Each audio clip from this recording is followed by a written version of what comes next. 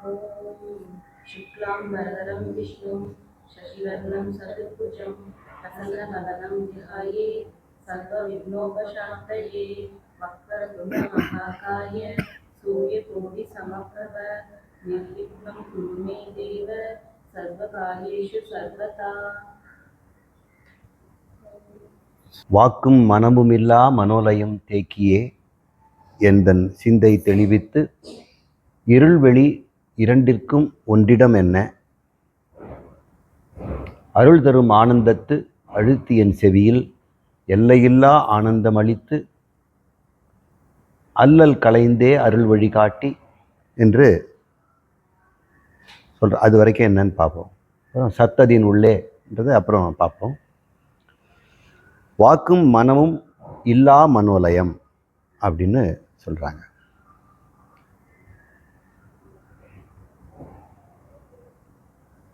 உலகத்தில் இருக்கக்கூடிய பொருள் எல்லாம் பல பேர் வச்சு அழைக்கிறோம். அந்த பெயர்கள் எல்லாம் ஒன்று தொழிலாக இருக்கும் அல்லது குணமாக இருக்கும். இது ரெண்டு தான் நமக்கு பொருளெல்லாம் வித்தியாசப்படுத்தி காட்டுறது. இப்போ இந்த பொருளும் குணத்தால் வேறு வேறு, தொழிலாலும் வேறு வேறு. இது ஒரு தொழில் செய்து இது ஒரு தொழில் செய்யுது. இப்போ எதுவும் தொழில் செய்யலை. இது டேபிள் வெயிட்டாக வச்சுக்கலாம், இது பூஜை செய்யக்கூடிய பொருளாக வச்சுக்கலாம். இவரும் பூஜைக்குரிய பொருள் தானே. பூஜ்யஸ்ரீ கவிமணி கவிமணி பாரதியார் இவர். சரி, இப்போது எந்த பொருள் எடுத்தாலும் தொழிலோ அல்லது குணமோ தான் நமக்கு வேறுபடுது. துணியினுடைய குணம் வேறு, இரும்பினுடைய குணம் வேறு. இதனுடைய தொழில் உடம்பை மூடுறது, இரும்புடைய தொழில் கட்டடத்துக்கு பயன்படுறது. இதைத்தான் நம்ம வாக்குங்கிறது நம்ம பேசுறது இதை காட்டுறதுக்கு தான். வாக்குன்னு ஒன்று இல்லைன்னா இந்த தொழிலின் குணத்தை நம்ம பேறுபடுத்தி கூட சொல்ல முடியாது. பேச்சு இருக்கிறவனுக்கு தானே இதெல்லாம் சொல்ல முடியுது. பேச்சு இல்லாத ஒரு வெட்டுக்கிளி, அதுக்கு இரும்புன்னா என்ன, கரும்புன்னா என்ன, துரும்புன்னா என்ன, அது எதோ பேச்சு வைக்குமா? அதுக்கு பேச்சு உண்டா? அதை பற்றி ஒரு பேச்சும் இல்லை. அதுக்கு தொழிலே என்னன்னு தெரியாது. என்னுடைய தொழில் என்ன, அதனுடைய தொழில் என்னன்னு வெட்டுக்கிளிக்கு தெரியுமா? அதுவும் தெரிஞ்சதெல்லாம் ஒன்று குணம். இது சாப்பிடலாம், சாப்பிடக்கூடாது. இன்னொன்று, இவங்கெல்லாம் எதிரிகள், இவங்கெல்லாம் நண்பர்கள். நம்ம உறவு, இது உறவு இல்லை. அவங்க உறவு தெரியணும் இல்லை. வெட்டுக்கிளியிலே 20-30 வரைட்டு இருக்கலாம். அதுவும் அதுக்கு தெரியும். நம்ம உறவு, நம்ம ஜாதி எது, வேற ஜாதி எது அப்படின்னு. நம்ம மனசு மட்டும்தான், நம்முடைய மனசும் வாக்கும் தான் உலகத்தில் உள்ள பொருட்களை பிரித்து பிரித்து பிரித்து பிரித்து பார்க்குது. ஆனால் இந்த பிரம்மமோ கடவுளோ நம்மிடம் இருக்கின்ற இந்த அறிவு, தனி அறிவுன்னு சொல்லுவோம் இல்லையா, கலக்காத அறிவு, பியூர் ஃபார்ம். பால் பியூராக கறந்த பால், அப்புறம் சர்க்கரை கலந்தோம்னா அது கலப்பு பால் ஆயிடும். கொஞ்சம் இனிப்பு அதிகமாக இருக்குது. கலவைக்கும் தனிக்கும் வித்தியாசம் தெரியுது உங்களுக்கு. இப்போ நம்மக்கிட்டையும் தனி அறிவும் இருக்குது, கலப்பு அறிவும் இருக்குது. மனமும் உடம்பும் கலந்து இந்த ஆத்மா அறியும் பொழுது அது கலப்பறிவாயிடும். கண்ணோட கலந்து பச்சை, நீலம், சிவப்புன்னு பார்க்குது. கண்ணோட கலக்கலைன்னா அந்த கலப்பறிவே இல்லை. அப்போ அறிவெல்லாம் போயிடுமா அதுக்கு? அது பச்சை அறிவில்னா அறிவு இல்லையா? கலப்பறிவு இல்லை, ஆனால் தனி அறிவு எப்பவும் இருக்கும். காதோடு சேர்ந்ததுன்னா சப்தம் கேட்பதாக மாறும். காது இல்லைன்னா அப்புறம் இல்லாமல் போயிடுமா? நான் இல்லாமல் போயிடுவேன்னா என்ன? நான் எப்பொழுதும் இருக்கிறேன். நான் யார்? தனி அறிவு. இந்த உள்ளத்தோடும் உடம்போடும் கலந்து கலப்பறிவாக நான் இருக்கிறேன். அப்போ கலப்பறிவை நம்ம எப்படி வேணா பேசிக்கலாம். ஒருத்தர் டாக்டருங்கிறோம், ஒருத்தர் என்ஜினியருங்கிறோம், அதெல்லாம் கலப்பறிவு. அது குழந்தையிலேருந்து வளர்ந்த பிறகு ஸ்கூலுக்கு போயிட்டு கலப்பறிவுனால மனசால அவங்க பேர் பிரிச்சுக்கிட்டாங்க. ஆனால் தனி அறிவுன்னு எடுத்து பாருங்க, இந்த டாக்டருக்கு என்ஜினியருக்கும் கலப்பறிவு எடுத்துருங்க, இவர் கலப்பறிவு எடுத்துருங்க, தனி அறிவு என்னன்னு பாருங்க. என்ன குணம் இருக்குது, என்ன தொழில் இருக்குது? தொழிலும் இல்லை, குணமும் இல்லை. கலந்தாதான் தொழில் வந்துடுது. நான் செய்வேன், செய்ய மாட்டேன், பார்ப்பேன், பார்க்க மாட்டேன், தொடுவேன், தொட மாட்டேன், உண்பேன், உண்ண மாட்டேன், இதெல்லாம் தொழில். குணம், இது கோபம், இதுக்கு பயம், இதுக்கு பொறாமை. குணமும் தொழிலும் எப்போ வருது? கலப்பறிவுக்கு வருது. தனி அறிவுக்கு குணம் தொழில் இருக்குதா? குணமும் தொழிலும் இல்லாததை உன் மனசும் வாக்கை எப்படி எட்டும்? இது வரைக்கும் நீங்கள் மனசும் வாக்கை எதுக்கு எட்டும்? குணமும் தொழில் இருக்கிறதுக்கு மட்டும்தான் எட்டும். ஆனால் உன்கிட்ட இருக்கக்கூடிய தனி அறிவை, எந்த குணத்தை, எந்த தொழிலை வைத்து, எந்த வாக்கால், எந்த மனதால் நீ அதை பார்ப்ப? நீ எதுக்கு பார்க்கணும்? நீ தான் அது பார்த்துக்கிட்டே இருக்குது. மனம் திடீர்னு இன்னைக்கு போய் ஆத்மாவை பார்க்குமா என்ன? ஆத்மா தான் பார்ப்பவன். நான் எப்பொழுதும் அறிந்து கொண்டே இருக்கிறேன். இந்த மனம் வந்து சில சமயத்தில் அறியாமல் இருக்கலாம், அறியலாம். படித்தா புரிஞ்சுக்கும், படிக்கலதாங்க தெரியாதுன்னு சொல்லும். இதுக்கு இருட்டும் இருக்கும், வெளிச்சம் இருக்கும். சொல்கிறாங்க, இருள் வெளி இரண்டிற்கும் ஒன்றிடம். இருளுக்கும் ஒளிக்கும், இங்கே வெளியின்னு போட்டிருக்கிறாங்க. இருள் ஒளி இரண்டின் அப்படின்னு எடுத்துக்கலாம், வெளியின்னு எடுத்துக்கலாம். நம்ம என்ன எடுத்துக்கணும்? இருள் ஒளி இரண்டிற்கும் ஒன்றிடம். இந்த ஆத்மா ஒன்று தான் ரெண்டுத்துக்கும் இருப்பிடும். இப்போ இருட்டு அப்படின்னு சொல்கிறதுக்கு கண்ணா சொல்லுது? ஆத்மா தான் சொல்லிச்சு. கண் என்ன சொல்லும்? நான் ஒன்றும் பார்க்கலன்னு தான் சொல்லும், எனக்கு எதுவும் தெரியலன்னு தான் சொல்லும். ஆனால் உள்ளே இருக்கிற ஆத்மா தான் இது இருட்டுன்னு சொல்லும், வெளிச்சம்னு சொல்லும். கண் வெளிச்சத்தை அனுப்பும், இல்லைன்னா சும்மா இருக்கும், அவ்வளவுதான். அப்போ இருட்டையும் ஒளியையும் அறிவது ஒன்று தான். சப்தத்தையும் நிசப்தத்தையும் அறிவது ஒன்று தான். ருசியையும் ருசியற்றதையும் அறிவது ஒன்று தான். இருளுக்கும் ஒளிக்கும் ஒன்று தான் இருப்பிடம். இங்கே இருட்டு, இங்கே ஒளின்னு சொல்வது கண்ணல்ல, மனமல்ல, ஆத்மா தான். அந்த ஆத்மா இரண்டுக்கும் ஒன்றிடம். இந்த இருள் ஒளிங்கிறத அறிவு அறியாமைன்னு சொல்லலாம். உங்களுக்கு ரஷ்ய மொழி தெரியாது, இங்கே இருக்கிறவங்களுக்கு ஒரு யூடியூப்பில் கேட்க தெரிஞ்சிருக்கும். பெரும்பாலும் இங்கே என் முன்னாடி இருக்கிறவங்களுக்கு ரஷ்ய மொழி தெரியாது. அது தெரியுதா உங்களுக்கு? இல்லை, தெரியாதுங்கிறது தெரியுது இல்லை? அப்போ அறிவற்றதையும் நீங்கள் அறியறீங்க, அறிவையும் அறியறீங்க. உங்களுக்கு என்னென்ன தெரியுன்றதும் தெரியுது, என்னென்ன தெரியாதுன்னு தெரியுது. அப்போ அறிவையும் அறிகிறீர்கள், அறியாமையும் அறிகிறீர்கள். அப்போ அறியாமை இருள்னு வைப்போம், அறிவை ஒளின்னு வைப்போம். ரெண்டுத்தையும் யார் அறிகிறாங்க? ஆத்மா தான். அறிவையும் அறிவாமையும் அற்றதுவே அப்படின்னு அனுபூதியில் அவர் சொன்னார், கந்தர் அனுபூதியில். அறிவும் அறியாமையும் அற்றதுவே. அதுக்கு அறியாமையும் கிடையாது, அறிவும் கிடையாது. அறியாமைக்கு இல்லைன்னாக்கா பரவாயில்ல, அறியாமை இல்லைன்னா அது அறிவு. அறிவும் இல்லைன்னு சொன்னால் ஜடம். அப்போ ஆத்மா ஜடமா? இது ரெண்டுக்கும் அப்பாற்பட்டது, இரண்டையும் அறிவது அப்படின்னு புரிஞ்சுக்கணும். அதனால் இங்கே ஆத்மாவை பற்றியும் அங்கே ஔவையார் சொல்கிறாங்க. இப்போ அப்படியே படிப்படியாக முக்தியை கொண்டு போகிறாங்க. இது வரைக்கும் யோகத்தை சொல்லிட்டு இருந்தாங்க. 3 மண்டலத்தில் முக்கிய தூணை நான்றெழுப்பாமின் நாவில் உணர்த்தி, மூலக்கனலை காணால் எழுப்பி, குண்டலி அதனில் கூடிய அசபை, விண்டெழு மந்திரம் விளங்கிட எனக்கு அப்படின்லாம் சொன்னாங்க. இது வரைக்கும் நமக்கு யோக கலையை சொல்லி நிர்விகல்ப சமாதியை நமக்கு காட்டி கொடுத்தாங்க. நிர்விகல்ப சமாதிங்கிறது என்ன? ஒரே சிந்தனையில் நீண்ட நேரம் இருக்க முயற்சி செய்வது தியானம். ஒரே சிந்தனையில் நீண்ட நேரம் இருக்க முயற்சி செய்வது அப்படின்னு என்ன அர்த்தம்? அது நிற்க முடியாதுன்னு அர்த்தம். அடிக்கடி விலகும். விலகுகின்ற மனதை இழுத்து கொண்டு வந்து வைத்து ஒரே சிந்தனையில் போயிட்டே இரு. வேற ஏதாவது நினச்சா மறுபடியும் கொழுத்துக்கும். அப்போ போகின்ற குழந்தைய பிடிச்சி மடியில் உட்கார வச்சு, இறங்கி ஓடுற குழந்தைய பிடிச்சி வைக்கிறது. இப்படி மனதை பிடிச்சி வைக்கிறது. அது போகும் வரும். இது பேர் என்ன? தியானம். இந்த குழந்தை இறங்கியே போகலை, நம்முடைய மனமும் இறங்கி போகலை, ஒரே தலைப்பில் நின்று போச்சு. அப்போ அது பேர் சமாதி.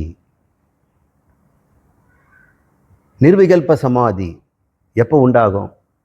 தியானத்தில் இருக்கக்கூடிய தியான பொருள், தியானம் எது சம்பந்தமானது, தியானிப்பவன், மூன்றுமே ஒரே பொருளாக இருந்தால் அங்கே ஒரு பொருள் தான் இருக்கும். அது நிர்விகல்பம்னு சொன்னோம். அதில் நேற்று நம்ம பார்த்துட்டோம். இப்போ நிர்விகல்ப சமாதியை இது வரைக்கும் நமக்கு சொல்லிக் கொடுத்தாங்க. அந்த நிர்விகல்ப சமாதியில் அறிபவனும் இல்லை, அறியப்படும் பொருளும் இல்லை, அறிவும் ஒன்று இல்லை, ஆனால் ஏதோ ஒன்று இருக்குது. அதுதான் ஆத்மா. அதுதான் குணமும் தொழிலும் அற்றது. அது வாக்கும் மனமும் எட்டாது. ஏதோ வாச்ச நிவர்த்தந்தே அப்பிராப்பிய மனசா சக அப்படின்னு உபனிஷத் சொல்லு. எங்கே இந்த வாக்கும் மனமும் தோற்று போய் திரும்புகிறதோ அதுதான் ஆத்மா அப்படின்னு சொல்லு. அதை சொல்கிறாங்க, வாக்கும் மனமும் இல்லாத மனோலயம். அதுக்கு அந்த மனோலயம், அங்கே மனமே போயிடுச்சு, லயமான ஒரு இடம் எங்கே? அந்த நிர்விகல்ப சமாதியில். ஒரு முறையாவது நிர்விகல்ப சமாதியை அனுபவிங்க. குண்டலினி வேணுன்றது தான் அவசியம் இல்லை. குண்டலினி எதுக்காக எழுந்துக்கிறோம்? நம்முடைய பூர்வ வாசனையை நாசம் செய்வதற்கு தான். அந்த வாசனையை அழிப்பதற்கு நம்ம சொந்த மனசு பத்தாது. அந்த வாசனையை கொண்டது நம்ம சொந்த மனசு ஏற்கனவே காம ரூபமாகவும் குரோத ரூபமாக இருக்குது. இவர் போய் எங்கே அவர் இருப்பார்? வா வா ஃப்ரெண்டு அப்படின்னு கூப்பிட்டுக்குவாங்க. அங்கே பழங்காலத்துக்கு ஒரு குரோதம் எழுந்துக்குச்சுன்னு வைங்க, இப்போ இருக்கிற மனசு வா நம்ம தோஸ்த் அப்படின்னு சொல்லி ரெண்டு பேரும் சேர்ந்து, அப்போ அதை அழிப்பதற்கு சுத்தமான ஒன்று வேணும் இல்லையா? அந்த சுத்த மனசை தான் குண்டலினின்ற மனப்பொருளை நாம் கொண்டு போகிறோம். அந்த மனப்பொருள் ரெண்டு சுழி மனப்பொருள், அதுதான். அது பேர் சுகந்தம். அது பேர் என்ன? சுகந்தம். கந்தம்னா என்ன? வாசனை. சுகந்தம்னா நல்ல மனம். சுகந்தம் புஷ்டி வர்தனம். எனக்கு திரியம்பகம் யஜாமகே, முப்புறத்தையும் எரித்த சிவனே உங்களை நான் தியானிக்கிறேன். திரியம்பகம் யஜாமகே, நாங்களெல்லாம் கை கூப்பி வணங்குகிறோம். சுகந்தம் புஷ்டி வர்தனம். எங்களிடத்தில் தூய மனதை, வாசனை, தூய மனம் கமிழும் தூய மனசை வர்தனம் அதிகரித்து கொடு, குண்டலினி எழுத்து கொடு அப்படின்னு கேட்குது. எதுக்காக? ஊர்வாருகம் இவ பந்தனாத். நாங்கள் பந்தப்பட்டிருக்கிறோம். இந்த சுரக்காயம் அது கொடியும் ஒட்டிக்கிட்டு இருக்குது. சுரக்காய் எழுந்து போகணும்னு பார்க்குது, கொடி விட மாட்டேங்க. கொடியும் இழுந்துட்டு வருது. எங்கே போகும்? இப்படி மாட்டிக்கிட்டு இருக்கனே அப்படின்னு.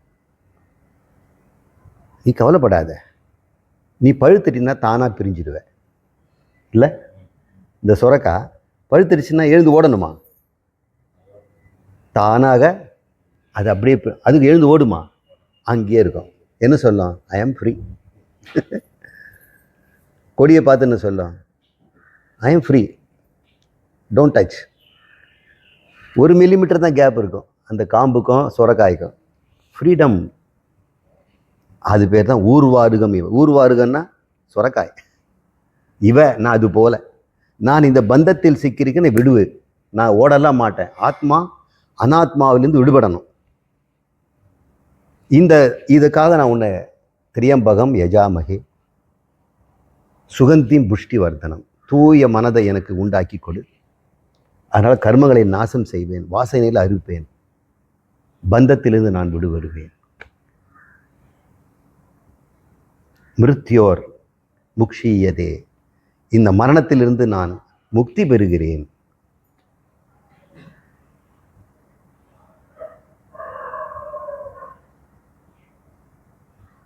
அந்த மந்திரம் அற்புதமான மந்திரம்.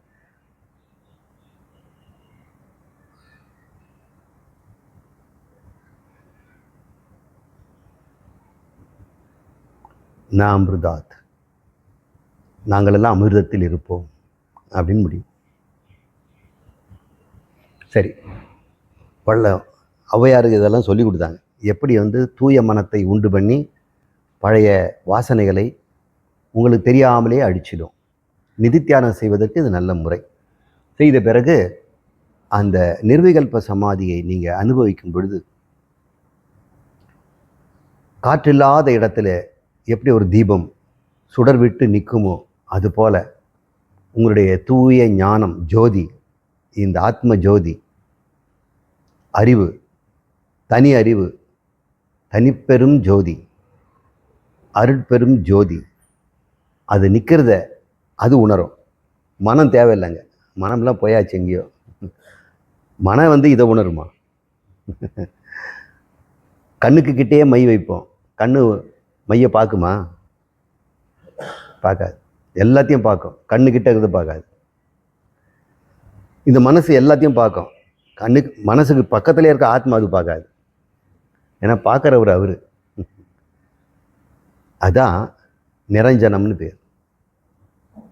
இந்த மையெல்லாம் பார்க்குறவங்க கிடையாது, மை போட்டு மூடுறதெல்லாம் கிடையாது. அந்த வாக்கும் மனம் இல்லாத மனோலயம் என்று சொல்லக்கூடிய நிர்விகல்ப சமாதியில் அதில் தேக்கி, அதனால் என் சிந்தையும் தெளிந்தது. இந்த வாசனையெல்லாம் துர்கந்தமெல்லாம் சுகந்தம், நல்ல கந்தம், நல்ல வாசனை மிக்க மனம் துர்கந்தத்தை அழித்து எனக்கு இது கொடுத்துடுச்சு. இனிமேல் எனக்கு அறிவும் அறியாமையும் இரண்டுக்கும் அப்பாற்பட்டவனாக தனி அறிவாக இருக்கிறேன். அது பெரும் ஆனந்தம், எந்த குறையும் இல்லை. மனமும் சரீரமும் என்னை விட்டு போயே போச்சு. முன்னெல்லாம் மனமும் சரீரமும் இருந்தாதான் நான் இருப்பேன்னு நினச்சிட்டு இருக்கிறேன். இந்த உடம்புக்குள்ள உடம்பே என்னை விட்டு போயிடாத, நான் எங்கே போவேன்? மனமே எனக்கு இன்பம் தராமல் விட்டுடாத, நான் துன்பப்படுவேன் அப்படின்னு மனதுக்கும் உடம்புக்கும் நாம சேவை புரிஞ்சுட்டு இருந்தோம். இப்போ நான் தேடிய ஆனந்தம், இதுகாரம் நான் தேடி இளைத்தேனே, தேடி தேடி இளைத்தேனே.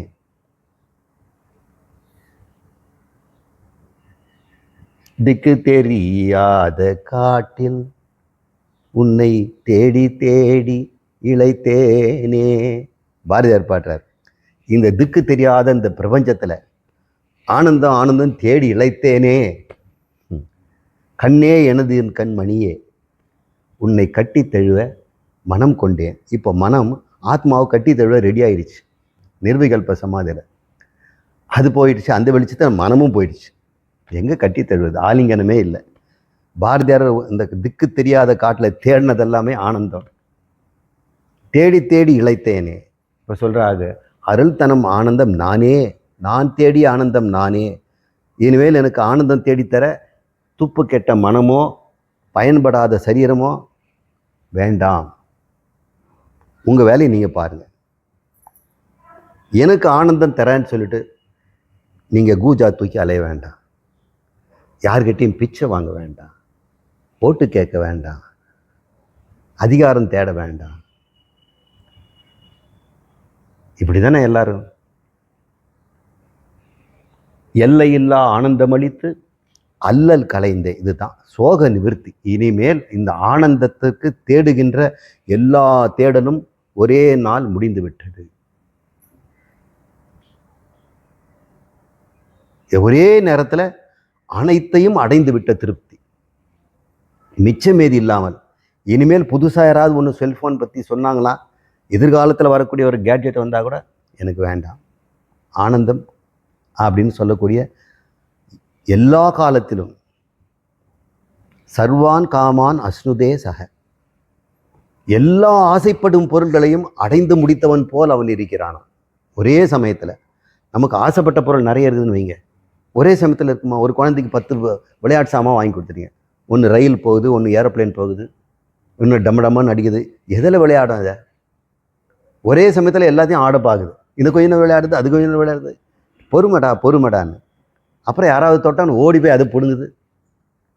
அப்புறம் இது ஒன்று இந்த பக்கம் செல்ஃபோன் அலறிட்டு இருக்குது, அதை கவனிக்கிறது இல்லை, இங்கே போய் பாயிட்டு இருக்குது. இங்கே ரயில் ஓடிட்டு இருக்குது, இங்கே டார்ச் லைட்டில் பேட்டரி போட்டு லைட் அடிச்சிட்டு இருக்குது. நமக்கு பேட்டரி வீணாகுதேன்னு தெரியுது, அதுக்கு எல்லாத்தையும் அனுபவிக்கணுமா ஒரே சமயத்தில். ஆனால் இந்த முனிவன் சர்வான் காமான், அனைத்து ஆசைகளையும் அஸ்னுதே அடைந்து விட்டது போல், சகனா ஒரே நேரத்தில் மேலுலக சுகம், இந்த பரந்த பூமியில் இருக்கிற சுகம், 5 புலன்கள் கிடைக்கிற சுகம், புகழினால கிடைக்கிற சுகம், என்னென்ன சுகம் இருக்கிறதோ அத்தனையுமே போதும்டா சாமி, எனக்கு எதுவுமே வேண்டாம் அப்படின்னு எவன் சொல்கிறானோ அதுதான் அல்லல் கலைந்தே. அல்லல் கலைதல்னா சோக நிவர்த்தி தான் முக்தி, ஆனந்த பிராப்தி இல்லை. நிறைய பேர் நினச்சாங்க ஆனந்தம் அடையிறது தான் முக்தி போடுறது. ஆனந்தம் நீ தான், நீ எங்கே அடையிறது? நீ சோகம் போட்டு மூடி வச்சிருக்கல, அந்த மூடியை தான் காட்டுறாங்க. சோக நிவர்த்தி தான் முக்தியை தவிர ஆனந்த பிராப்தி இல்லை. அது புரிஞ்சுக்குங்க. அதுதான் அவங்க சொல்கிறாங்க. எனக்கு ஆனந்தம் இருக்கிறதுனால அல்லல் கலைந்தே, இது தான் எனக்கு போச்சு, அருள் வழி காட்டி. இப்போ எவன் ஒருவன் மன நிறைவில் இருக்கிறானோ, பூரண திருப்தியில் இருக்கிறானோ, இந்த உடலுக்கும் மனசுக்கும் ஒரு வேலையும் இல்லையோ, அவன் பூரண ஓய்வில் இருக்கிறான். இந்த உடம்பு மனசும் அது பிராரப்த கர்மப்படி அது வேலையை செய்துட்டு, மூச்சு விடுது, குளிக்குது, பல் தேய்க்குது, யாரா வந்தால் பேசினா பழமையை பேசுது, நல்லா இருக்கிறீங்களான்னு ஏதோ பதில் சொல்லு, எல்லாம் பண்ணிகிட்டு இருக்குது. அப்போது இதுக்கு முன்னாடி இந்த மனமும் உடலும் நானுன்னு நினச்சிட்டு இருந்த போது உஷாராக இருப்போம். என்ன பேசலாம், என்ன செய்யலாம், இவங்க திட்டிடுவாங்களோ, இவங்களுக்கு குறை சொல்லிடுவாங்களோ அப்படின்லாம் இருக்கும். இப்போ ஒன்றுமே இல்லை. பூர்ண நிறைவில் இருக்கிற ஒரு மனிதன் எல்லார்கிட்ட எப்படி பழகுவான்? சிடுசிடுன்னு பழகுவானா? சந்தேகப்படுவானா? ஏதோ காசு கேட்க வந்திருக்கிறான்னு முன் யோசனையிலே சொல்லுவானா? என்ன சொல்ல மாட்டான். அவங்ககிட்ட என்ன இருக்கும்? அருள் இருக்கும். அன்புன்னு கூட சொல்ல முடியாது. அன்புங்கிறது கூட ஒரு சந்தோஷம் தரக்கூடியதுக்கு தான் அன்பு. அருளுங்கிறது கொட்டி கொடுத்துக்கிட்டே இருக்குது, அருளுதல். அன்பு கூட வேண்டியவர்கள் வேண்டாதவர்கள் பிரித்து பார்த்து சொல்கிறதா இருக்கும். அதுதான் மனிதர்கிட்ட இருக்கிற அன்புங்கிறாங்க, கடவுள்கிட்ட இருக்கிற அன்பை அருள்னு சொல்கிறாங்க.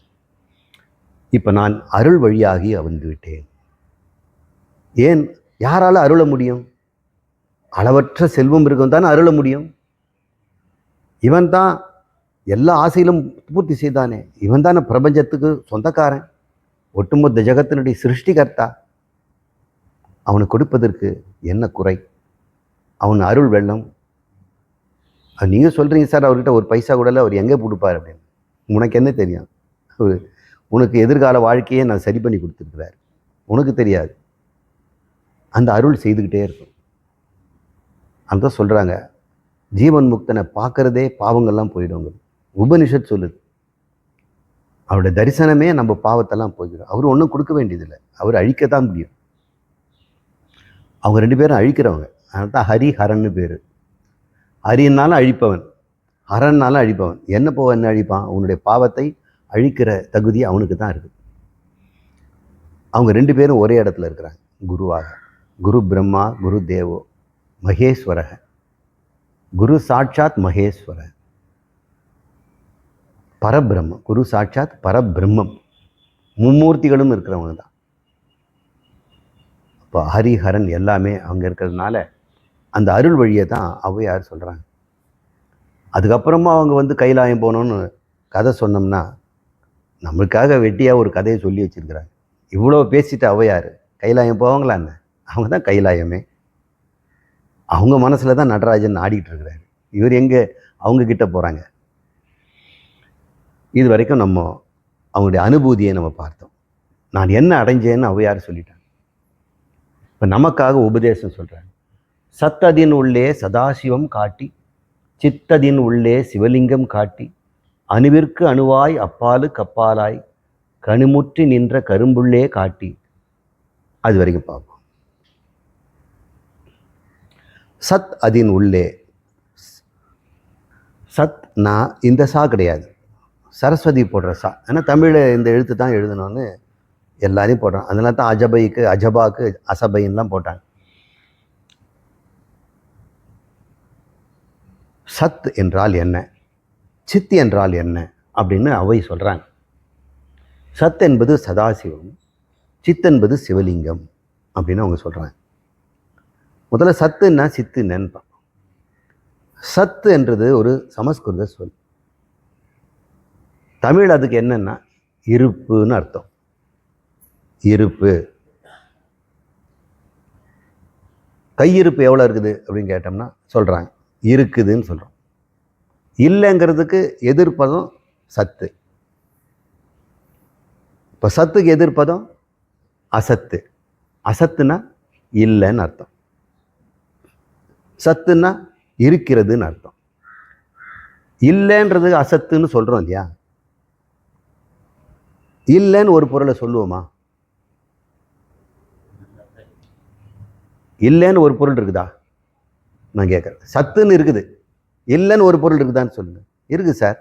கடுகு இல்லை சார் எங்கள் வீட்டில். கடுகே இல்லையா? உங்கள் வீட்டில் கடுகு இல்லையா? சரி, எங்கள் வீட்டில் கடுகு இல்லை, கடுகு இருக்குல்ல, அப்போ அது அசத்து இல்லை. அசத்துன்னா முற்றிலும் இல்லாதது, சத்துன்னா எப்பொழுதும் இருப்பது. இப்போ சத்துன்னா என்ன சொல்லணும் தெரியுங்களா? எப்போதும் எங்கும் எல்லாமாகவும் இருப்பது. இந்த மூணும் சொல்லணும். எப்போதும் எங்கும் எல்லாமாகும். தேச கால வஸ்து, அனபாவம், இல்லாமையே கிடையாது. எல்லா காலத்திலும் இருக்குமா? சிலது எல்லா காலத்திலும் இருக்கும். இந்த மருத மலை மாதிரி சென்னையில் இருக்காது, அங்கே இருக்காது. சென்னையில் மருத மலை இருக்குமா? இருக்காது. பரங்கி மலை இருக்கும். எல்லா காலத்திலும் இருக்கணும், எல்லா இடத்துலையும் இருக்கணும். சரி, எல்லா இடத்துல இருக்குது, இதில் இல்லை சார் அப்படின்னு சொன்ன அர்த்தம் இதுலேயும் இருக்கணும், எல்லா பொருளிலும் இருக்கணும். அது பேர் என்ன? சத்து. அது எப்படி இருக்கும் சார்? அது எப்படி இருக்கும்னு சொல்ல முடியுமா?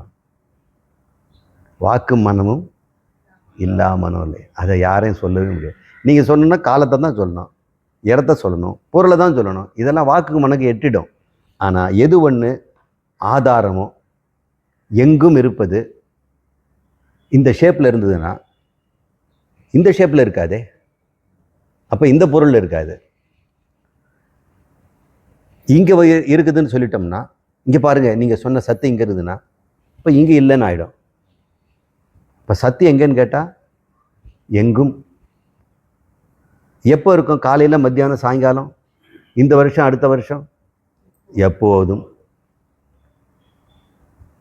கடந்த காலத்தில் இருக்குது, எதிர்காலத்தில், எதிர்காலத்தையும் இருக்குது.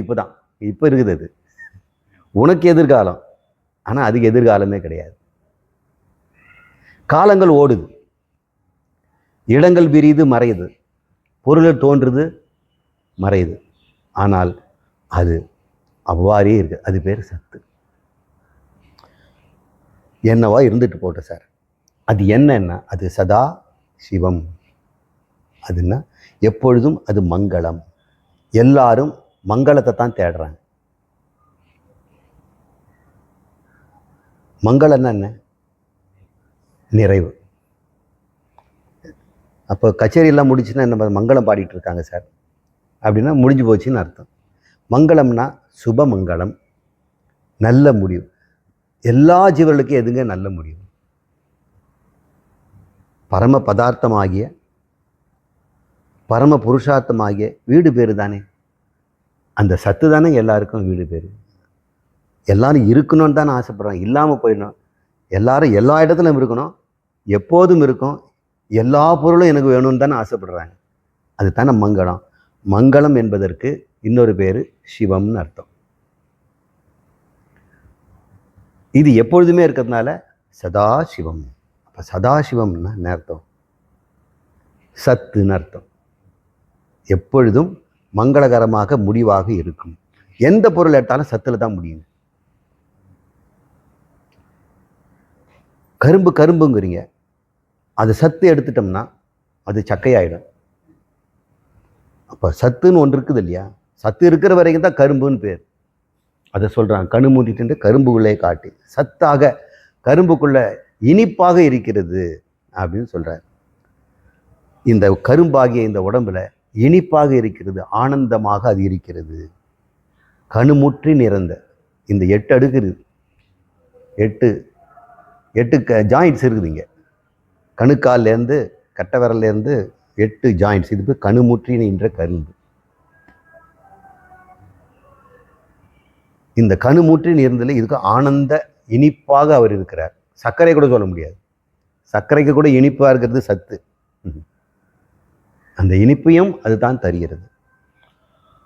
சத்து என்று சொல்லக்கூடிய எங்கும் எப்பொழுதும் எல்லாவற்றிலும் இருக்கின்ற இருப்பு மாத்திரமான ஒன்றை சதாசிவம் என்று வேதம் சொல்லுகிறது. அதைத்தான் அவை சொல்கிறேன். சரி, சத்து சத்து இருக்குதுங்கிறீங்களே, இந்த காலமெல்லாம் அழிஞ்சு போச்சு. பிரளயம் வந்த பிறகு காலம் இருக்காதுல்ல. காலங்கிற ஏதாவது ஒன்று இருக்குதுங்களா? ஒரு பொருள் இருந்ததுன்னா தான் காலம் இருக்கும். பொருளை வச்சு தான் காலம் சொல்ல முடியும். இங்கேருந்து இங்கே போகணும், அப்போ தான் காலம் இருக்குது. அந்த பொருள் அங்கேயே இருந்ததுன்னா கூட காலம் சொல்ல முடியாது. ஒரு அசைவை வச்சு தானே இங்கே காலம் சொல்கிறோம். அசைவு இல்லைன்னா காலம் இருக்குமா? இயக்கம் இல்லைன்னா காலம் இருக்குமா? இப்போ இயக்கமும் காலமும் ஒன்று தான். காலம்னு ஒரு பொருளே இல்லை. இயக்கத்தை நம்ம அளக்கும்போது காலமாக சொல்கிறோம் இல்லை. இயக்கத்தை நம்ம அளக்கிறதுக்கு காலம் ஒரு அழகாக இருக்கிறது. டைம். வண்டி ஓடுது, என்ன ஸ்பீடுங்கன்னா 60 mph அப்படிங்கிறோம். அப்போது ஈரோடு போக எவ்வளோ நேரங்க, எவ்வளோ தூரம்னு கேட்டோம்னா 1 hour போயிடலாங்கிறாங்க. நான் தூரத்தை கேட்டேன், இவர் ஹவரை சொல்கிறார். நம்ம சொல்லணும் 100 kilometer சொல்லியிருக்கோம். நம்ம அப்படி சொல்லியே 1.5 மணி நேரத்தில் போயிடலாம் சார் அப்படின்னு சொல்கிறோம். அப்போ தூரங்கிறதும் இடப்பெயர்ச்சி என்பதும் காலங்கிற ஒரு அளவில் தான் சொல்கிறோம். காலம்னு ஒன்று இல்லவே இல்லை. அப்போ இந்த சத்துக்கு காலம் இல்லாத போதும் இருக்கும், இடம் இல்லாத போதும் இருக்கும், பொருளே இல்லாத போதும் இருக்கும். அப்போ தான் அதுக்கு இருப்புன்னு பேர். காலம் போயிட்டு இடம் போயிடுச்சு, பொருள் போயிடுச்சுன்னா அதுவும் போயிடுச்சுன்னு சொன்னால் என்ன ஆகும்? அப்போ அது சத்தே கிடையாது. அதுதான் காலத்துக்கு சத்து, அதுதான் இடத்துக்கு சத்து, அதுதான் பொருளுக்கும் சத்து. இந்த பொருளுக்கு சதாசிவன் தான் சத்து, மண்ணு தான் சத்துன்னு நினச்சிட்டு இருக்கிறோம். மண்ணுக்கு சத்து அவர். மண்ணுக்கு சத்து அதனுடைய அணுக்களாக இருக்கலாம், அணுக்களுக்கு சத்து அதனுடைய துகள்களாக இருக்கலாம், துகள்களுக்கு சத்து குவார்க்காக இருக்கலாம், குவார்க்குகளுக்கு சத்து எது அப்படின்னு கேட்டோம்னா அது பேர் சத்து. அதுக்கு சத்து இருக்குதான்னா அது கிடையாது. அதுதான் சத்து, அது சதாசிவம். எல்லாமே அங்கே தான் போய் முடியும். எந்த பொருள் ஆராய்ச்சி செய்தாலும் காலத்தை நீங்கள் ஆராய்ச்சி பண்ணிக்கிட்டே போகிறீங்க, காலத்தை கட் பண்ணிக்கிட்டே போகிறீங்க, சிறுசு சிறுசு சிறுசு சிறுசுன்ட்டு. அப்புறம் காலத்தை சிறுசுட்டு போனாலும் அங்கே இருக்கும், இருப்பதாக அதுதான் இருக்கும். காலம் இருக்கிறது. அப்போ நம்ம என்ன சொல்லணும்? ஏதோ ஒரு பொருள் இருக்குது இல்லையா, சத்து, அதுதான் இதுவாக இருக்கிறது. அந்த சத்து தான் இதுவாக இருக்கிறது. அந்த சத்து தான் இதுவாக இருக்கிறது. இதுவாக அப்படின்னு ஒன்று போட்டுக்கணும். இருக்கிறது யாரு? சத்து. அப்போது ஒரு பெரிய மண் கோவில் இருக்குது. இது என்ன சார் பொம்மைன்னு நீங்கள் காலைல பார்த்தீங்களா மண், அதுதான் இதுவாக இருக்குது. மண்ணை காணுமே சார், அதுதான் இதுவாக இருக்குது. காலைல இங்கே மண் பார்த்தேன்னு சார் குவிஞ்சிருந்தேன், அதுதான் இது. மண் பாரதியாராக இருக்கிறது, மண் விநாயகராக இருக்கிறது. இதுவாக இருக்கிறதுன்றது தான் வேற வேற, இருக்கிறதுங்கிறது ஒன்று தானே, அது பேர் தான் சத்து. எது எடுத்தாலும் சத்து தான் இது, சத்து தான் இது. அந்த சத்து தான் இதுவாக இருக்கிறது, சத்து தான் இதுவாக இருக்கிறது. இதுன்னு எதெல்லாம் சொல்றீங்களோ அது சத்து. அந்த சத்து தான் நீ, அந்த சத்து தான் நீ, அந்த சத்து தான் இது. போனோம் சார், அதுவும் சத்து தான். இப்படி பார்த்தது சரி. அந்த சத்துங்கிறீங்களே, காலமும் இடமும் பொருளும் இல்லாமல் போனால் போயிடுமானா? அப்பவும் இருக்கும். அப்போதான் அதுக்கு பேர் சத்துன்னு பேர். அதான் எல்லா காலத்திலுங்கிறோம். சரி, அந்த சத்து எப்படி இருக்கும் சார்? அதுக்கு ஏதாவது குணம் இருக்குதா, ஏதாவது தொழில் இருக்குதான்னு? மறுபடியும் உன் புத்தி தானே. அது இருக்குது, அதை குணம்னு சொல்ல முடியாது. ஒரு பொருளுக்கு குணம் கூடலாம் குறையலாம். அவருக்கு கோபங்கிற ஒரு குணம் இருக்குதுன்னா அது கூடும் குறையும். தங்கத்துக்கு கூட மினுமினுப்பு கூடும் குறையும், பாலுக்கு சுவை கூடும் குறையும். கூடி குறையிறதெல்லாம் நம்ம வந்து குணத்தில் போட்டுறோம். சரி, அந்த சத்தினுடைய சொரூபம் என்ன சார் அப்படி கேட்டு, இது நல்ல கேள்வி. அது சொரூபம் வந்து சித்து. என்னவோ இருக்குதுன்னு கேட்டால் என்ன இருந்ததுன்னு கேட்டால் சித்து தாயா இருக்குதுன்னு. ஓ, சத்துக்கு சித்து ஒரு குணமா? நோ, குணம் இல்லை, சத்து தான் சித்து. சித்து தான் இருக்குது. அப்போ முதல்ல சத்துன்னு சொல்றதுக்கு சித்தே சொல்லியிருக்கலாம் இல்லை? அப்போ சித்து இருக்குதுன்னு சொல்லுவேன்ல, இருக்குது சேர்த்து தான் நம்ம சொல்லணும். போங்க சார், அதான் சத்து சித்துன்னு சொல்லிட்டேன். அந்த சித்து தான் சிவலிங்கம் அப்படின்னு சொல்றார். இங்கே அசைவதும் அசையாததும் அறிவும் அறியாததும் என்று பெயர். சிவலிங்கத்தை எடுத்துக்கிட்டோம்னா அதுல 2 பகுதி இருக்கிறத பார்க்கணும். பானு அப்படின்ற ஒரு பகுதி இருக்கும், ஆவுடையர்ன்ற ஒரு பகுதி இருக்கும். இங்கே கொண்டு வாங்கம்மா, நிர்மல்ஜி கொடுத்தார்.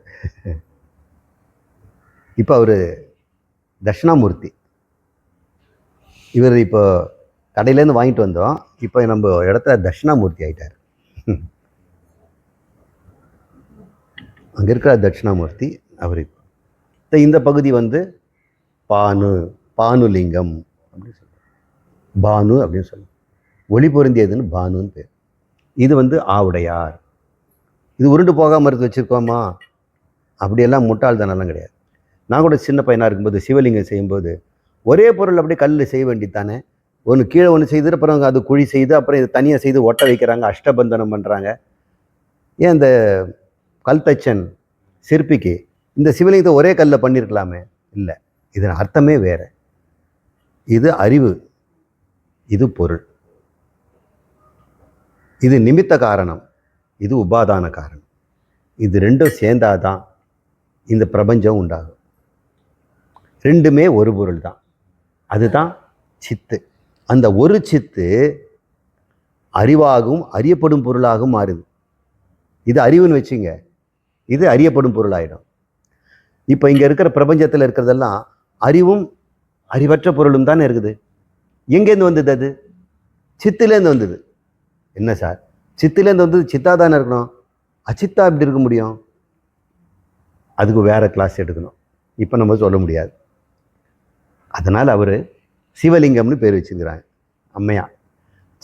சித்தத்தின் உள்ளே, சித்ததின் உள்ளே சிவலிங்கத்தை காட்டி நிமித்த உபாதான காரண அபின்னம், அது பேர் சித்துன்னு பேர். சரிங்க. ஒரு தேவதத்தன் ஆழ்ந்து தூங்குறான். அப்போ திடீர்னு கனவு வருது. அந்த கனவுல மலைகள்லாம் இருக்குது, தண்ணி ஓடுது, பாறாங்கல்லாம் இருக்குது, ஒரு பக்கம் தீ எரியுது.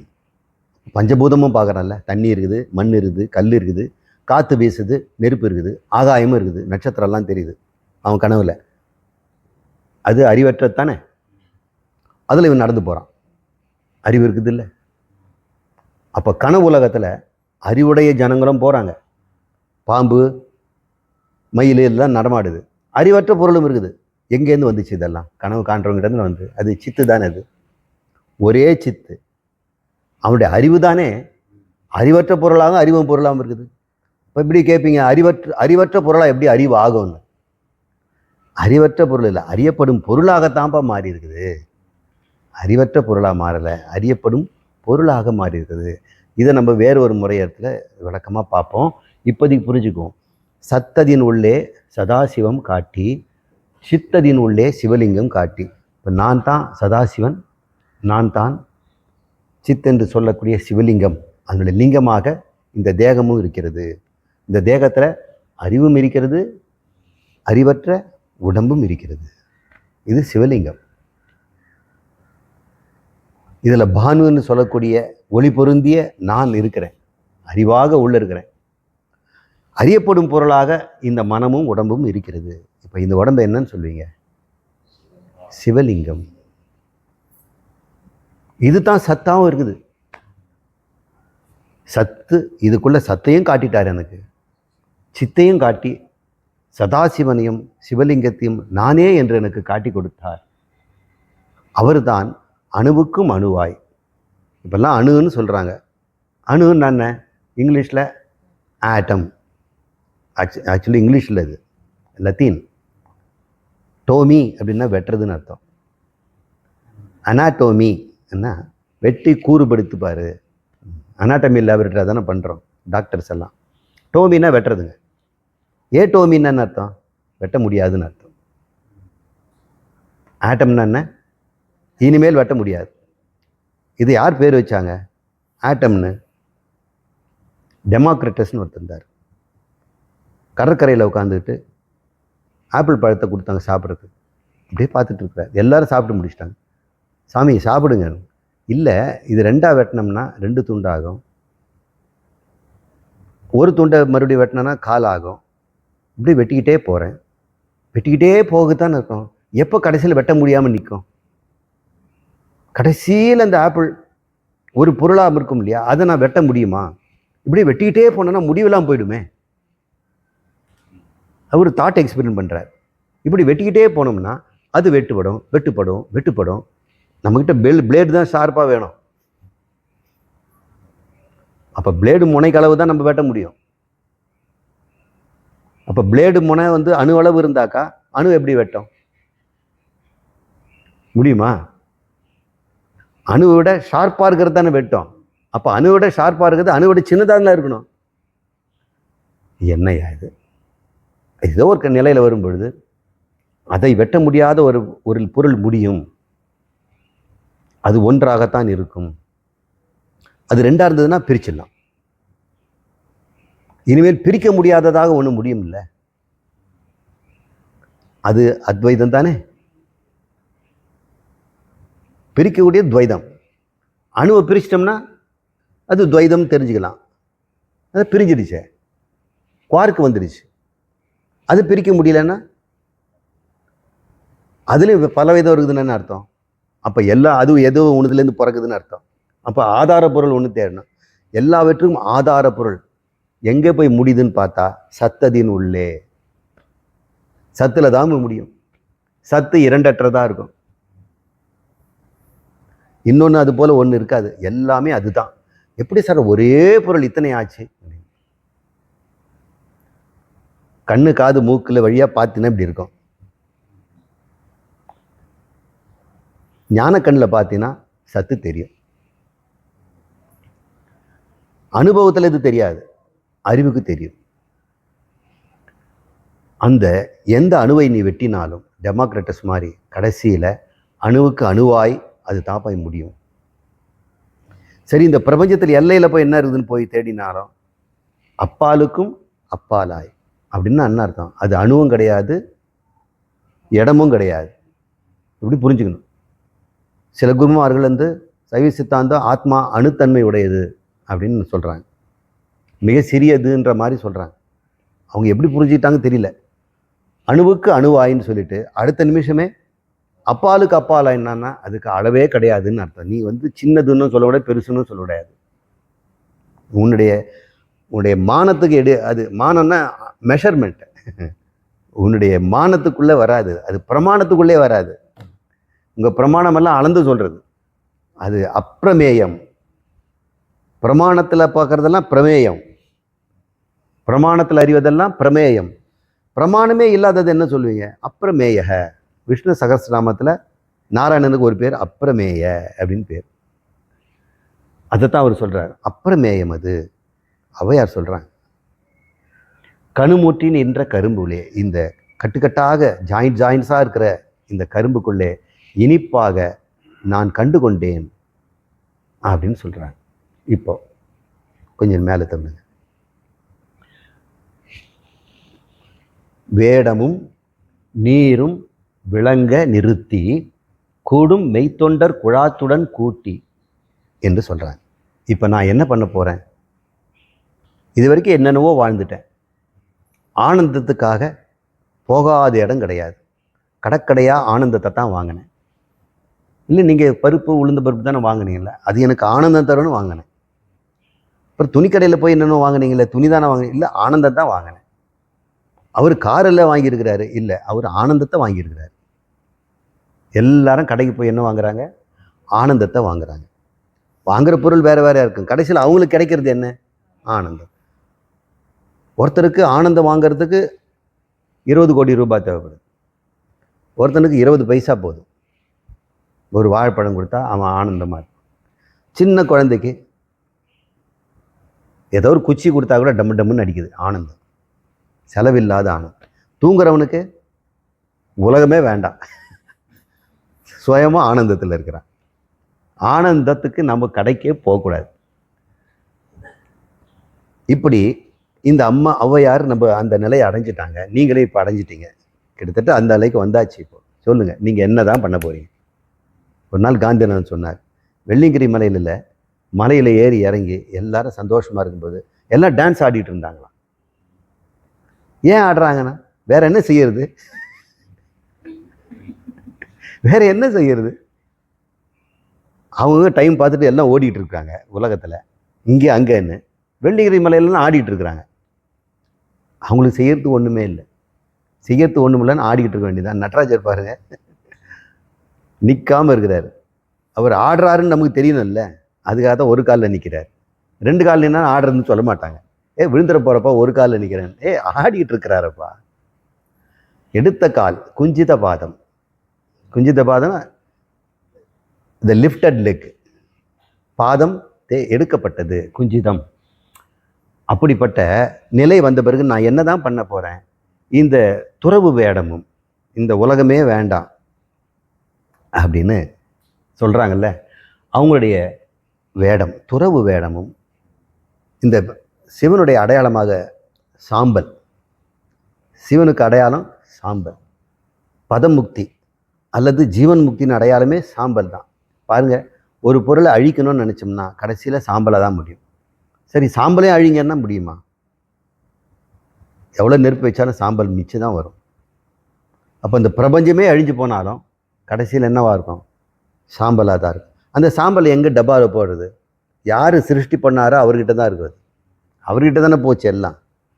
அதனால் அவர் சம்ஹார கடவுள் சங்கரன்னு பேர். அவர் சங்கரன் ஏன் பேருன்னாக்கா, சம்ஹாரம் பண்ணதுனால, மங்களமாக இருப்பதனால. அதனால் சாம்பலை அவர் மேனியில் பூசிக்கிறார். சிவன் உடம்பு எப்போதுமே சுடுகாட்டு சாம்பலை பூசிக்கிட்டான்னு என்ன அர்த்தம்? எல்லாம் லயமான என்கிட்ட தான் வந்து ஆகணும் ஐயா, நான் மறுபடியும் சாம்பலில் தான் உங்களை படைப்பேன். நீங்களாம் ஃபினிக்ஸ் பறவைகள், சாம்பலுக்கு உயிர் கொடுப்பேன், அது பறக்க ஆரம்பிச்சிட்டோம். கிரீக் மித்தாலஜியில் ஃபினிக்ஸ் பறவைன்னு ஒன்று. அப்படி வேடமும் நீரும் துறவும் நெற்றியில் திருநீருமாக இருக்கின்ற தொண்டர்களுடைய கூட்டத்தில் நான் இருப்பதை தவிர எனக்கு என்ன வேலை? சத்சங்கத்வே நிசங்கத்வம், எனக்கு எல்லாம் முடிஞ்சு போச்சு. மீராபாய் சொன்னாங்க, ராணியில் வீட்டுக்குள்ளே இருந்தால் அடங்கவே மாட்டான். 16 வயசு கூட ஆகலை, அவர் கல்யாணம் பண்ணி வச்சுட்டாங்க. எங்கே ராணியை பக்கத்து ஒரு மந்திரி வந்திருக்கிறாரு, ராணியை பார்த்துட்டு நமஸ்காரம் போயிட்டு வரேன்னு சொல்லிட்டு போகிறாரு. அம்மா கூப்பிடுங்க, அனுப்பிச்சி வைக்கலாம். பக்கத்து வீட்டு ராஜா வந்திருக்கிறாரு, அந்த பகதூர் வந்திருக்கிறாரு அப்படின்னா இந்தமாக இருப்பாங்கன்னு நினைக்கிறீங்க? இவன் ஒரு பரதேசி, ராணாவுக்கு கல்யாணம் பண்ணி கொடுத்துட்டாங்க. இவ்வளோ சுத்தமாக பிடிக்கல. அவ கண்ணனோட எப்பவும் கொலாச்சிட்டு இருக்கிறான். காணுங்க ராசானி, எங்கே அங்கே ஆண்டி பண்டாரத்துக்கிட்ட தான் அடுப்பா, போய் கூட்டிகிட்டு வாங்க அப்படின்னு. அங்கே போனால் அங்கே ஆண்டி பண்டாரங்கெல்லாம் தப்பாக நினச்சிக்காதீங்க, கதைக்காக சொல்கிறேன். அவங்களோட அவ சந்தோஷம். ஆண்டி பண்டாரம் தான் இருக்குது. மெக்கூடு மெய்த்தொண்டர், மெய்த்தொண்டரோடு இருக்கிறா, பஜன் பாடிட்டு இருக்கிறா. அதை தவிர வேற என்ன செய்ய போகிறேன்? வேடமும் நீரும் விளங்க நிறுத்தி கூடும் மெய்த்தொண்டர் குழாத்துடன் கூட்டி அஞ்சக்கரத்தின் அரும்பொருள் தன்னை நெஞ்சக்கருத்தின் நிலையறிவித்து தத்துவ நிலை தந்து என்னை ஆண்ட வித்தக விநாயகா விரைகடல் சரணே. கடைசியாக ஒரு பெரிய இன்ஃபர்மேஷன் கொடுத்து போகிறாங்க. அஞ்சக்கரம், அக்கரம்னா அக்ஷரம்னு அர்த்தம். தமிழில் அக்கரம்ங்கிறாங்க. அக்கரம்னா சக்கரைன்னு அர்த்தம் இருக்குது. சர்க்கரை கூட அக்கரம்னு சொல்லுவாங்க. அக்கார வடிசல்னுவாங்க. அடிசல்னா அரிசி, சர்க்கரையில் போட்டு அதை கொதிக்க வச்சா சர்க்கரை பொங்கலுக்கு அக்கார வடிசல்னு பேர். இங்கே அக்கரங்கிறது அக்ஷரம். அதனால் இந்த சமஸ்கிருதமாக மாற்றி தான் புரிஞ்சுக்கணும். அஞ்சக்ஷரம்னு அர்த்தம், பஞ்சாட்சரம்னு அர்த்தம். பஞ்சாட்சரம் என்னது? நம சிவாய. ஓம் நம சிவாய. நம சிவாய சொல்ல ஓம் தான் சொல்லணும். இன்னொன்று அஷ்டாட்சரம் உண்டு. அது என்னது? ஓம் ஓம் நமோ நாராயணாய. ஓம் நமோ நாராயண. ரெண்டுத்துலேயும் நம உண்டு. இதில் சிவாய எடுத்துட்டு நாராயணா போட்டுருவாங்க. ஓம் ரெண்டுத்துலேயும் உண்டு. ரெண்டுமே 8ல் 5 அடங்கும், 5ல் 8 அடங்கும். அவங்க இன்னும் தகராறு பண்ணிக்கிட்டாங்க. 8ல் 5 அடங்கையா, 5ல் 8 அடங்குமா அப்படின்னு. ஓமில் எல்லாம் அடங்கிட்டோம், ஒரு எழுத்தில் 1ல் அடங்கும். அந்த 5 பஞ்சாட்சரம் என்று சொல்லக்கூடிய ஓம் நம சிவாய என்ற மந்திரத்தின் அரும்பொருள் என்னை எனக்கு அடுத்து கொடுத்துட்டாங்க. அதனால் தத்துவ நிலையை நான் அடைந்து விட்டேன், தத்துவத்தை அடைந்தேன். எனவே வித்தக விநாயகா உன் விரைகடல், உன் மனம் கமிழும் பாதம். விரைகடல்னா மனம், விரைனா மனம், விரை மலர்னா மனம் கமிழும் மலர். அந்த பாதங்களை நான் ஆரம்பித்தது சீதக்கலவை, இங்கே விரைகடல் சரணே. இப்படி தானே எழுந்துக்குவாங்க. எவ்வளோ அழகாக பாடல் முடிச்சிருக்காங்க பாருங்கள். சரி, இப்போ பஞ்சாட்சரம் என்ன அப்படிங்கிறது நம்ம பார்ப்போம். ஓம் அப்படின்னு சொன்னால் அது ஆத்மா. ஓம்னு சொன்னால் ஆத்மா. நீங்கள் என்ன நினைக்கணும்? அப்போ நானுன்னு நினைக்கணும். Good girl. எப்போ ஆத்மான்னு சொன்னால் எங்கேயோ தேடக்கூடாது, செத்த பேர் உடம்புல இது போகுது. நானுன்னு துணிவாக இப்போ சொல்லணும். ஆத்மாங்கிறது பிரம்மம். பிரம்மம்னு சொன்னால் என்ன நினைக்கணும்? நானுன்னு நினைக்கணும். ஓம் நம அப்படின்னா நான் அல்ல, நம நான் அல்ல. அப்போ நான் அல்லன்னு எதை சொல்லணும்? எதையெல்லாம் நீ அறிகிறாயோ அதெல்லாம் நீ அல்ல, நீ அறிபவன். அறிபவன் அறியப்படும் பொருளாவானா? அறியப்படும் பொருள் எப்போதும் அறியுமா? இது பெரிய கேள்வி. அறிவு எப்பவும் அறியப்படுமா? நீங்கள் அறிவு தானே. நீ அறியப்படுவான்னு உங்களுக்கு ஆகுவீங்களா? நீங்கள் உங்களை எடுத்து வெளியே வச்சுட்டு என்னை பார்த்துட்டேன், ஆத்மாவை நான் தரிசித்து விட்டேன் அப்படின்னா, நீ தரிசித்தது உள்ளே இருக்கிறது யார்? இப்போ ஆத்மா பார்க்குற பொருள் ஆயிடுச்சு இல்லை, பூசணிக்காய் மாதிரி. உள்ளேருந்து ஒரு பூசணிக்காய் வெளியெடுத்து ஆத்மா பாருங்க, ஆத்மா பாருங்க. ஆத்மா எப்பொழுதும் பார்க்கப்படாதது, அது பார்ப்பவன் தான். பார்ப்பவனை யார் பார்ப்பார்கள்? பார்ப்பவனை பார்ப்பவன் என்று யார் பார்க்க முடியும்? ஆத்மாவை ஆத்மாதான் அறியும். அது அறியப்படும் பொருள் ஆகவே ஆகாது. அறியப்படும் பொருள் எல்லாம் என்னது? நான் அல்ல. ஓம் அகம், நான் ஓம். என்னால் அறியப்படும் பொருளை நம, நான் அல்ல. அப்ப நான் யாரு? சிவாய. புரியுதுங்களா? ஓம் என்றால் நான், உடம்பும் மனமும் அல்ல, உலகும் அல்ல, நான் சிவன் அப்படிங்கிறது அர்த்தம் தான் நம சிவாய. இந்த தான் அவங்க புரிஞ்சுக்கிட்டாங்க. ஆனால் சாமானிய மக்களுக்கு இப்படி சொன்னால் நல்லா இருக்காது. நான் சிவன் அப்படின்னு சொன்னால் நல்லா இருக்காது இல்லையா? அதனால் அவங்க நமங்கிறத வணங்குகிறேன், ஓம்ங்கிறத நானுன்னு வச்சுக்கணும்.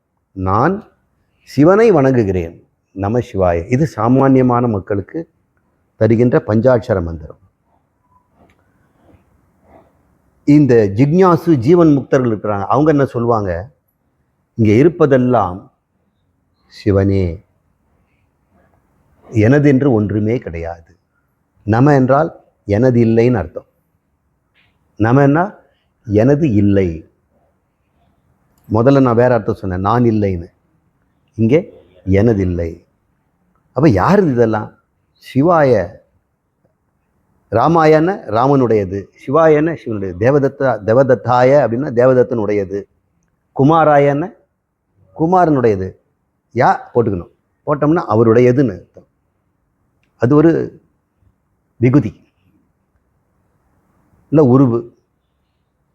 வேற்றுமை உறுப்புகளில் ஒன்று. சரி, இப்போ புரிஞ்சுக்கிட்டீங்களா? 3 அர்த்தம் சொல்லியிருக்கிறேன். ஓம் நம சிவாய, நான் சிவனை வணங்குகிறேன். சாதாரண மக்கள். இந்த வித்வான்கள் சொல்றாங்க, இங்கே இருப்பதெல்லாம் சிவனே, நான் அல்ல.